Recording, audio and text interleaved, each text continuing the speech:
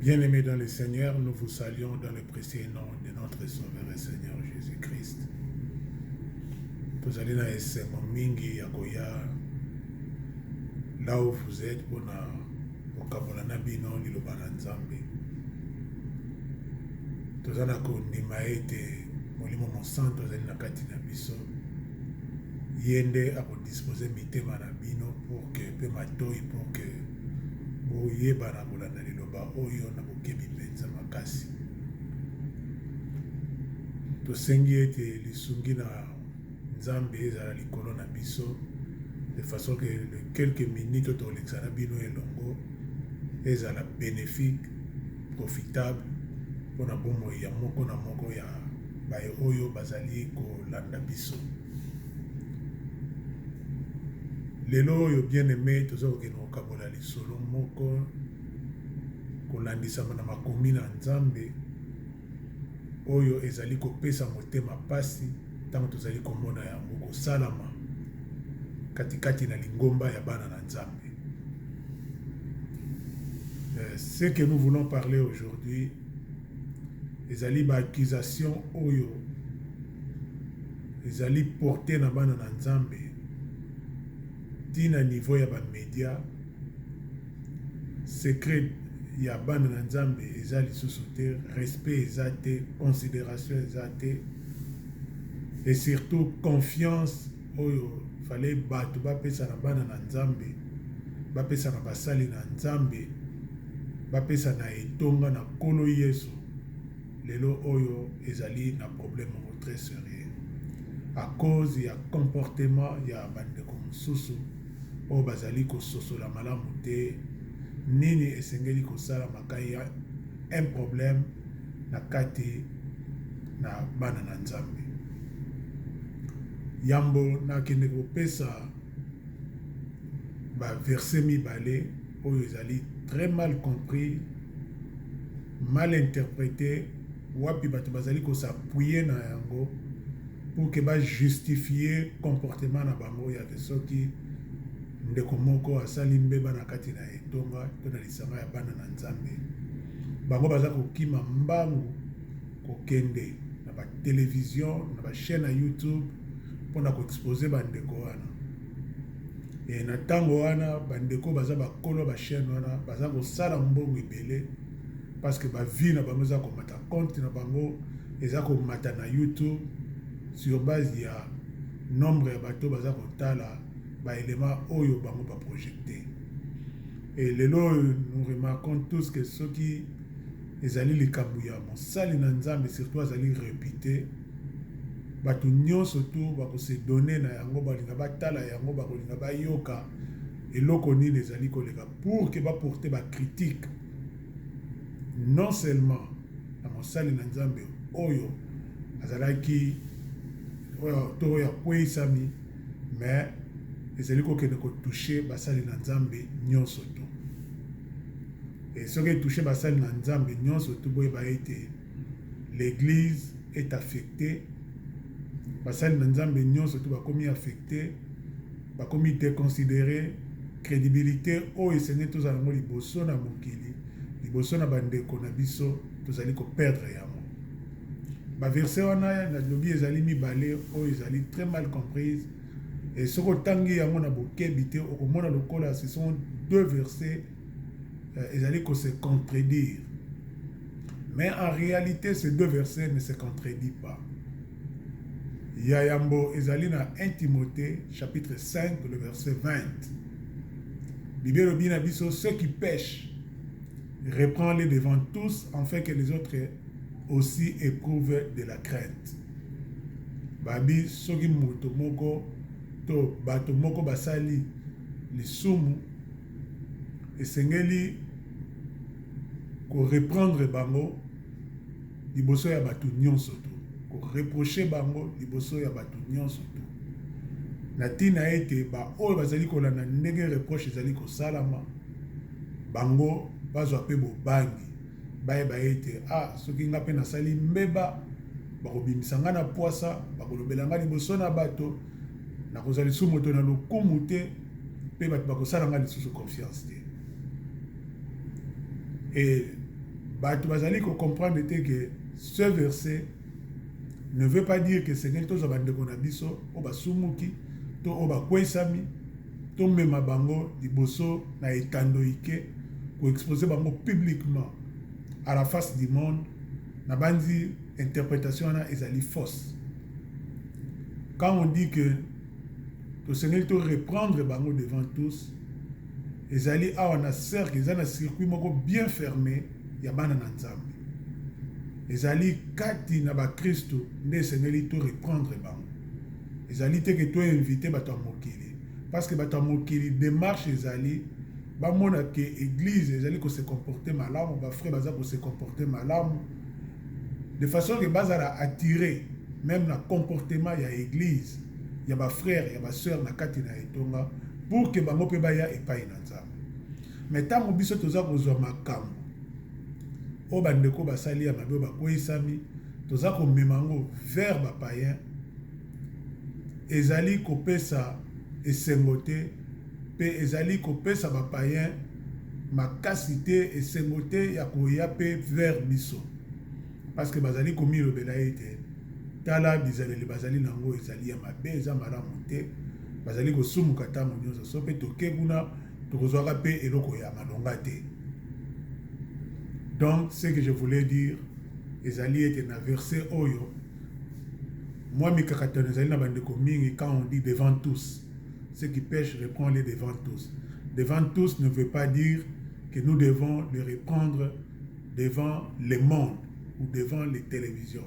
Tant que vous mis sujet à frère na télévision, vous regardez la télévision parce que quand le chien on a bengisi yo, to yondo sollicité, yo ko futa mbongo, pe ya ko sa ba vie na ye.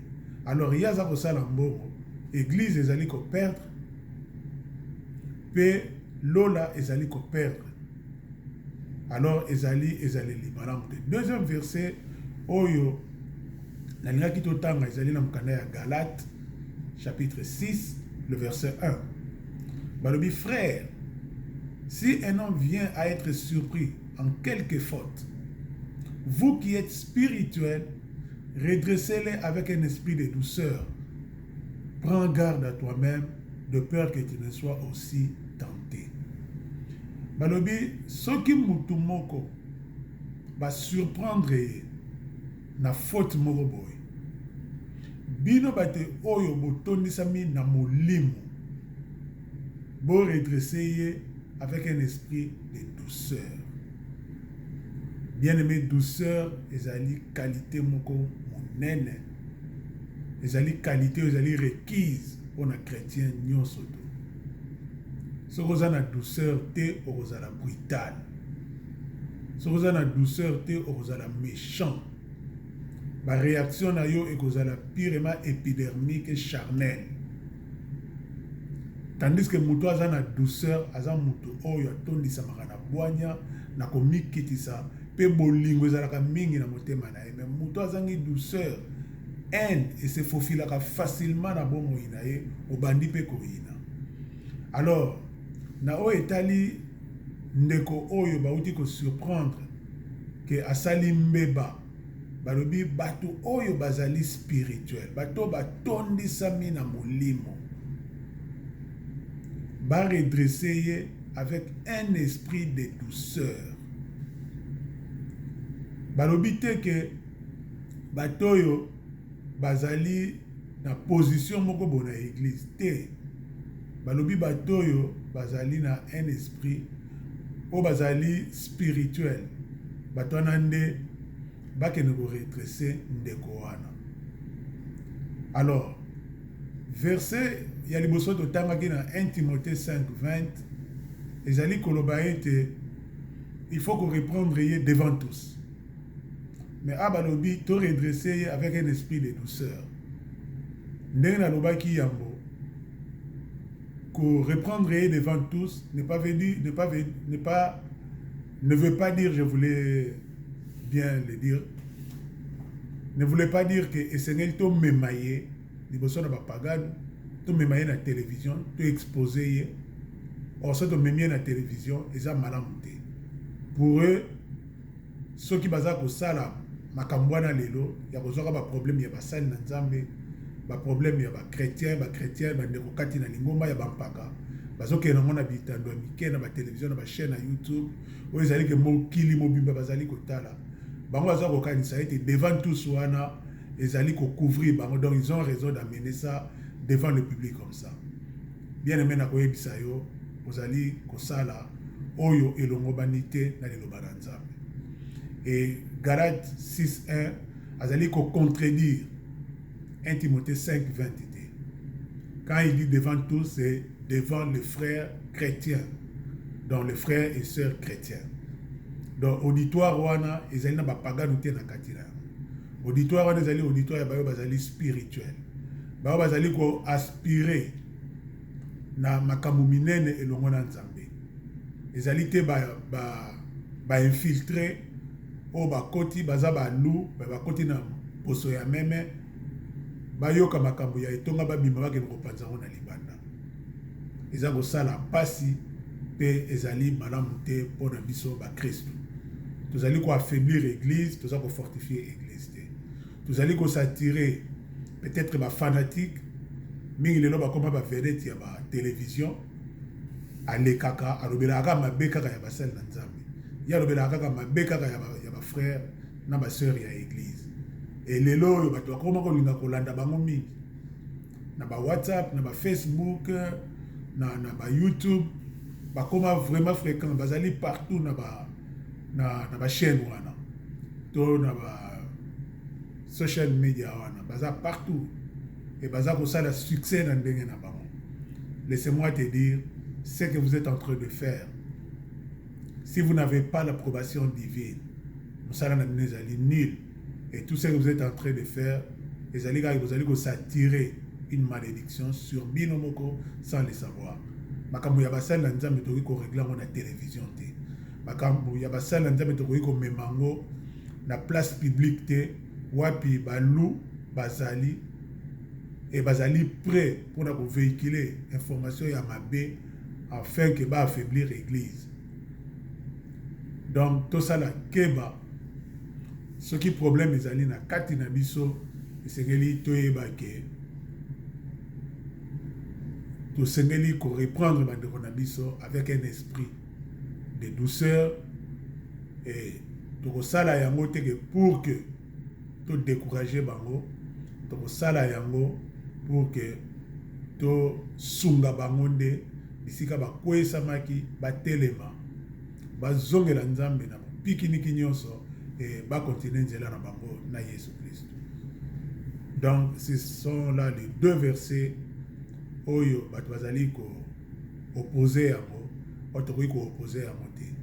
Et toyebi biso nyonso ete la meilleure manière d'interpréter la Bible ezali kotala oyo Christ alobaki na les 4 évangiles, dans l'acte des apôtres, comment est-ce que les disciples avaient pratiqué cela et quels sont les conseils qui nous sont donnés dans les épîtres. Donc si tu veux vraiment interpréter la parole de Dieu comme il faut, regarde ce que Christ a dit dans les évangiles, les 4 évangiles, et regarde ce que les apôtres ont pratiqué par rapport à cette parole, la pratique avec les apôtres dans les actes des apôtres, et quels sont les conseils qui nous sont donnés par les apôtres dans les épîtres ou les lettres. C'est alors qu'on peut arriver facilement à interpréter la Bible.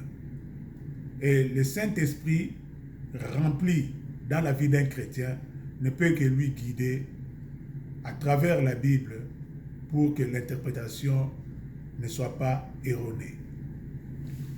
Alors, cessons d'interpréter la Bible à notre manière, isoler les versets de la Bible, parce que le problème, les gens viennent isoler un verset de la Bible, ils l'interprètent à leur manière et ils en font toute une doctrine et comme si c'est ça la bonne nouvelle.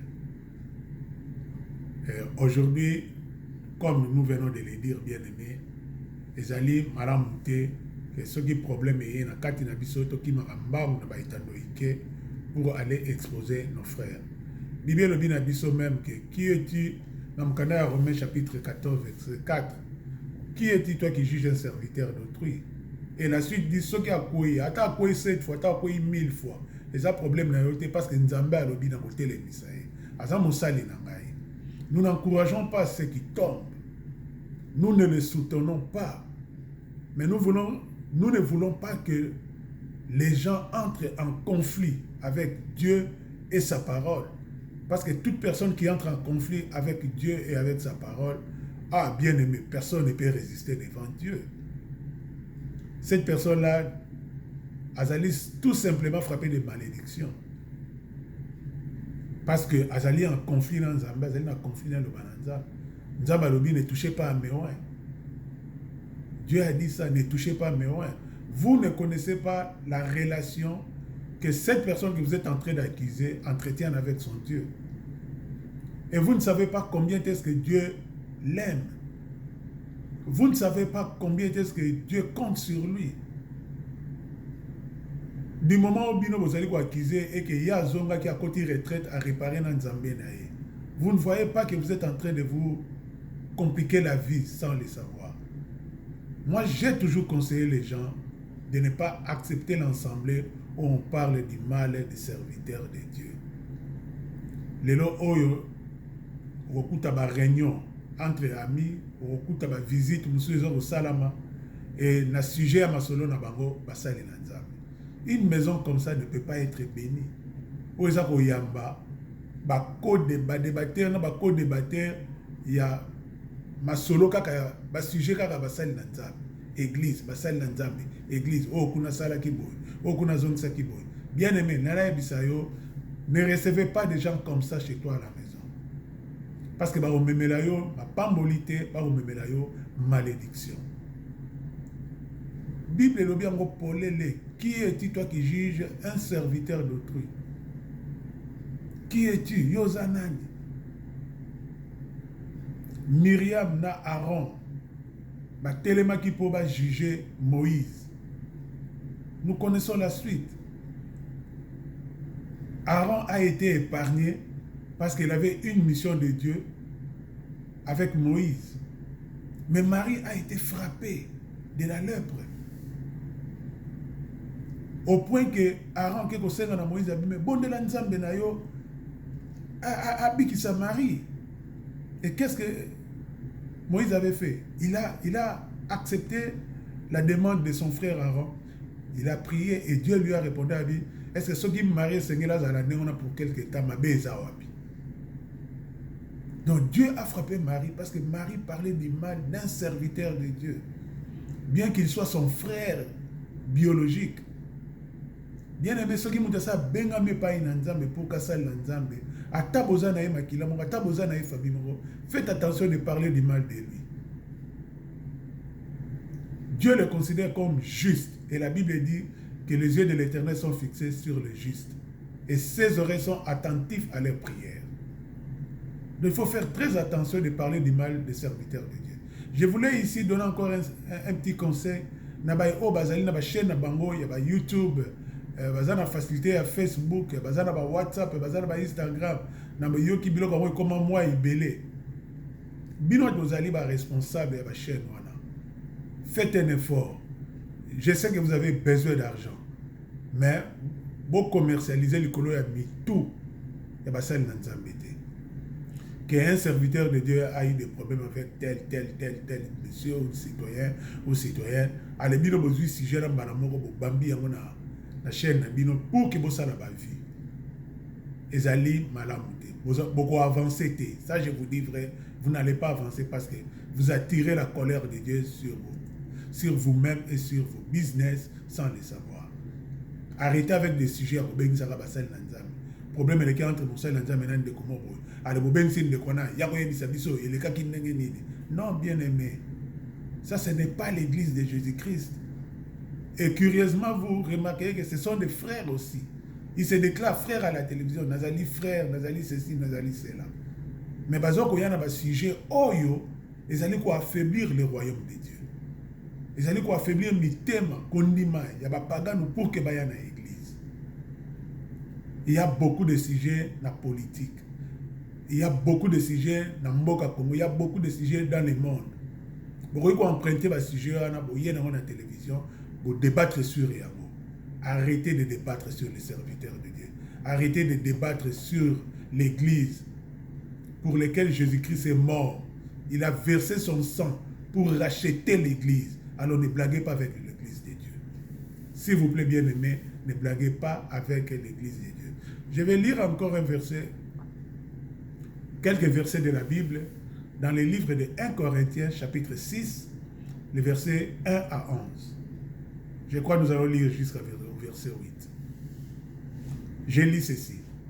Quelqu'un de vous, lorsqu'il a un différend avec un autre, ose-t-il plaider devant les injustes et non devant les saints? Babi, ceux qui ont un problème dans le est-ce qu'il faut amener un problème et pas dans pagano et pas dans santé? A comme maman pas pagano et bon pas dans santé. Et c'est ce qui se passe aujourd'hui. Quand il y a un problème à l'église, quand il y a un problème entre frères et sœurs, quand il y a un problème entre un serviteur et un autre serviteur, bazako kimambang wap na télévision devant, je ne dis pas que tous ceux-là qui ont des chaînes de télévision sont des païens. Non. Je vois l'auditoire. Vous êtes là dans le 4000, dans le plateau. Mais vous projetez pour que le monde, balandabino, et le monde qui vous suit, vous ne me direz pas que le monde qui vous suit et sont tous des chrétiens, ils sont tous des saints. Non. Donc, bozo comme mama kambuna bino liboso, il y a bapagan par le truchement. Il y a Yondeko Ozali responsable, il y a télévision, il y a chaîne. Donc, Yon Tozali ko favoriser. Que Moussel Nanzambe a exposé. Et il y a des choses qui se disent, oh, même Banana Bisso, Bakoki Koyoka Yangote, les gens spirituels, Bakoki Koyoka Yangote. Et Biloko Nezako Yokama, Ezako Lobama, Naba chaîne Nabino, et Mokilezako Sepelana Yango.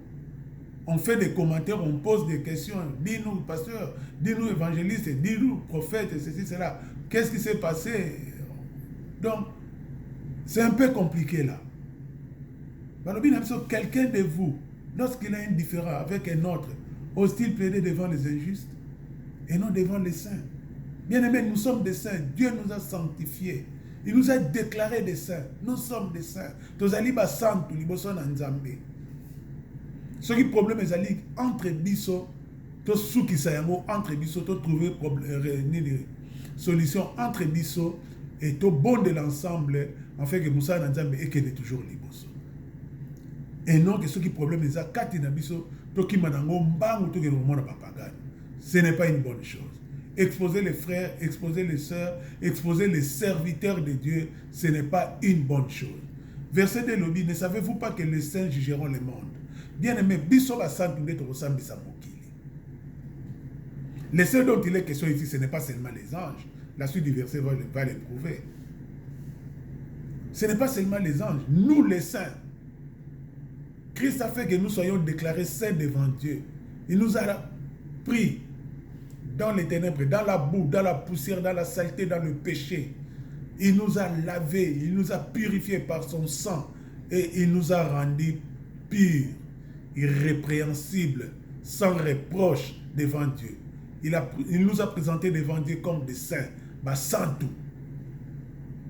Et il nous a sanctifiés pour Dieu. A comme ici, biso santu pour Nzambe.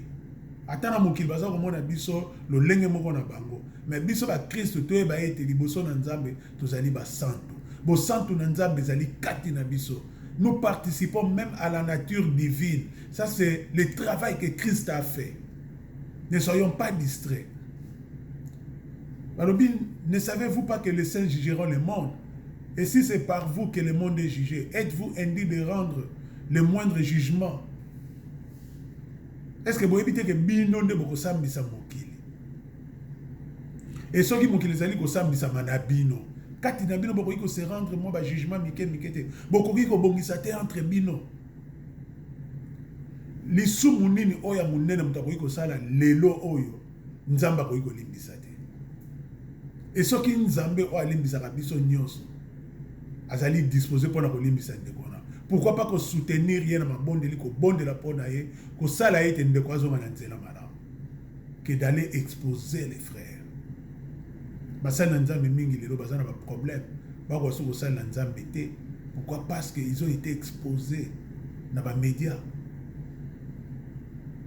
Bamsou lelo bazana ba prison, na ba cachot. C'est une honte pour l'église. Et nana Kiza qui est frère, sœur, il y a église. Ça c'est une malédiction, bien-aimé. Nzamba lobi ne touchez pas mes oins. Na wendre na pakola ma futa nanga ko simba été. Aujourd'hui le monde trouve ça comme un jeu. Na ko simba nanga mosala nzambe na ko yiko finga ye na ko yiko sala. Vous ne savez pas les conséquences on va subir. Na bomo ina bango pe na bomo ya mabota na bango. Mosali na nzambe basala na ye n'importe quoi te. Ba traitaka ye n'importe comment te. Ne savez-vous pas que nous jugerons les anges? Ah bon. Biso toko sambisa, biso basantu toko sambisa ba angelou. Et nous ne jugerons pas à plus forte raison les choses de cette vie. C'est facile pour nous ya koyeba ete oza malamu oza mabe. Toyebi ete oya ko mema musali na nzambe liboso na etandoike na ba media ya ba YouTube ya ba Facebook ya ba WhatsApp ezali mabe. Toyebi yango. Biso batoko sambisa ba angelo. Et nous savons quelle catégorie des anges. Les anges déchus. Yo pona nino bibisa ki rébellion na likolo. Yo pona nino zaiko bloquer bato. Yo pona nino zaiko salabo. C'est nous qui serons là avec le Seigneur Jésus. Nous avons vandi na kiti na bokoni biso toza na pembeni. Nous avons sambisa pe na ba angelo o ba tombokela ki nzambe. Tala musala munene toza na yango. Mais tozali ko se minimiser, tozali ko se diminuer. Biso moko entre biso. Bien-aimé, toza ko sala etonga ya Jésus Christ o ya kufela ki yango na makila na Yesu panaki to ko sala etonga mabe. Nous devons nous amender et arrêter avec cette habitude. Ezali malamute atamoke. Verset 4, quand vous avez les différends pour les choses de cette vie, ce sont des gens dont l'Église ne fait aucun cas que vous prenez pour juge. Si vous avez un problème entre bino, vous ne pas banane. Bato Église a salarata attention mon rota tchakata kana bangote. Ne bino vous aurez makamna bino vous memeli bango. Surtout que sera zali mutu oyo à financer à l'église. Ayara nemba ba réunion mais quand vous avez des activités de l'église, après ça va moins contribution. Beaucoup me ça va toi là ba juge. Non, bien aimé. Ce n'est pas comme ça que les choses doivent se passer. Et ça sonne. Vous amenez les problèmes entre frères, entre chrétiens devant les gens dont l'église ne fait aucun cas. L'église vous a kipaka bangote. Bazali dans le groupe il y a Matthieu 7, 21. Ce n'est pas tous ceux qui me disent Seigneur, Seigneur, entreront dans le royaume des cieux. Bazali dans le groupe wana. Ba on peut pas le Seigneur. Ba on peut pas contribuer. Mais l'église a tchaka bango kate. Parce que l'identification la bango yébité. Christ a dit depuis toujours je ne vous ai jamais connu. Ce n'est pas tous ceux qui me disent Seigneur, Seigneur, Seigneur, entreront dans le royaume des cieux. Seulement ceux qui font la volonté de Dieu. Ils me diront, j'ai donné de l'argent à l'église, je faisais ceci, j'ai prié pour les gens, j'ai prophétisé. Christ leur dirait, je ne vous ai jamais connu. Même si on dit que Christ te dira, je ne vous ai jamais connu. Je ne vous ai jamais connu. Église, les gens mal affermis, ignorants vis-à-vis de la parole de Dieu, baza ko zo makambo ya église ya ba pasteur, baza ko memaka yango et pas ya batuana. O église a sala kata attention, église a kipaka bangote. Jusqu'à quel point bolibo humilier église nankolo. Et vous n'arriverez pas parce qu'il a dit même les portes du séjour des morts ne prévaudront point contre mon église. Qu'il bâtira et qu'il a bâti sur pierre. Quand vous avez des différends pour les choses de cette vie, ce sont des gens dont l'église ne fait aucun cas que vous prenez pour juge. Ah, bien aimé. Bâtou église a tchakata kate de barwana, bino bozora bango lokola, ba juge. Verset 5 a dit, je l'ai dit à votre honte. Ainsi, il y a parmi vous il n'y a parmi vous pas un seul homme sage qui puisse prononcer entre ses frères. Na kati le bino mutu mwa azali te okoki kovandisa bandeko akoki kovandisa basali na nzambe akoki kovandisa basœur alobi tala problème oyo esengeli tomemango boye tomemango boye bato wana bazali te bazali bokipaka bango te mpo bacontribue te mpo baa na mbongo te baza na bavoiture te baa na bamoyen te c'est pourquoi bokipaka bango te bato wana bazali na baéglise mais un frère plaide contre un frère et c'est devant des infidèles verset 6. C'est devant les infidèles qu'un frère plaide contre un autre frère. Frère Moussous Abe Mama Kamga, papa infidèle. Bato kutu bachola kutu musala na nzambe. Baza ko pesa baza ko finga. O pesi o bimi atika na sima bitala ba malheureux e bonga na ngosambela na koma malheureux lokola bango. Nde bato so problème en église, même aux un problème na pasteur o kimi mbambo pa ba frère wana. O yo funda pasteur. Dieu n'est pas content de ces choses. Et surtout li kama ko memaka problème il y a basel nzambe ya bana nzambe ya église na etando mike na ba chaîne ya YouTube na ba Facebook bien aimé arrêtez avec cela et ça vous allez s'attirer malédiction sans le savoir. Vous combattez Dieu, vous combattez Jésus-Christ qui s'est donné en sacrifice pour s'acheter cette église, pour se construire cette église, se bâtir une église. Il faut faire très attention. C'est déjà certains défauts chez vous que d'avoir des procès les uns les autres. Pourquoi ne souffrez-vous pas plutôt quelques injustices? Pourquoi ne vous laissez pas plutôt dépouiller? Nima pas dépouiller, nima injustice. Sois spirituel comme Galates 6:1. Sois plus spirituel. Quand il y a un problème, qu'on vous a accusé injustement, accepte. Et quand il y a un problème que toi tu as appris par un frère ou une sœur de l'église, cherche l'information et trouve des solutions adéquates. Ne cours pas à la télévision, ne deviens pas vedette de la télévision. Yo mo sel nzambe comme vedette na télévision pour na kolobela ka mabe ya basali nzambe mususu.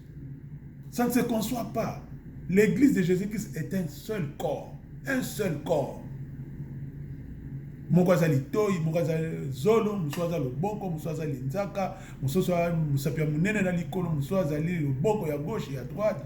Et tout ça forme un seul corps. Mususu azali lisu ya gauche, mususu azali lisu à droite, lito ya gauche, lito ya droite, ainsi de suite. Biso nyonso tozali ba membre ya corps moko otobengi Christ. Loboko ya gauche ezofinga ya droite. Droite. Mi sokola yo moko. Sokola loboko no ya droite. Il faut gauche à Sokolayo. Gauche, il faut droite à Sokolayo. Et c'est ça l'église, la complémentarité. Tant que vous allez problème, tout ça, comme même un problème de ton homme, qui te diminuer force, puissance, il y a l'église. Et moyen de se soutenir, nous savons que les bosso, ezalité, ezali son. Ezali son.